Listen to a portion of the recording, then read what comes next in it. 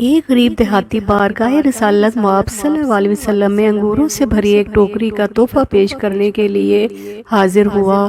کملی والے آقا صلی اللہ علیہ وسلم نے ٹوکری لی اور انگور کھانے شروع کیے۔ پہلے دانہ تناول فرمایا اور مسکرائے، اس کے بعد دوسرا دانہ کھایا اور پھر مسکرائے، اور وہ بیچارہ غریب دیہاتی آپ کو مسکراتا دیکھ دیکھ کر خوشی سے نہال ہو رہا تھا۔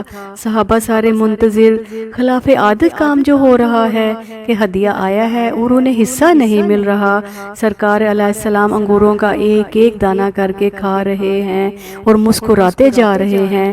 میرے ماں باپ آپ صلی اللہ علیہ وسلم پر فدا ہوں۔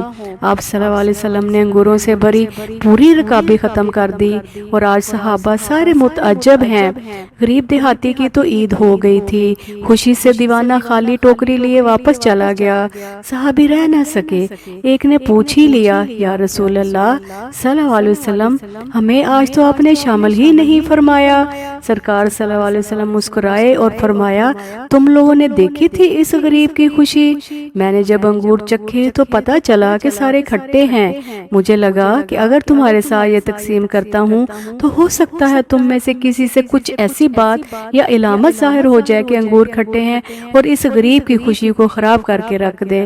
بے شک میرے نبی اخلاق کے بلند ترین درجہ پر ہیں، جن کے آنے سے روشن ہوئے دو جہاں، ان کے قدموں کی برکت پہ لاکھوں سلام۔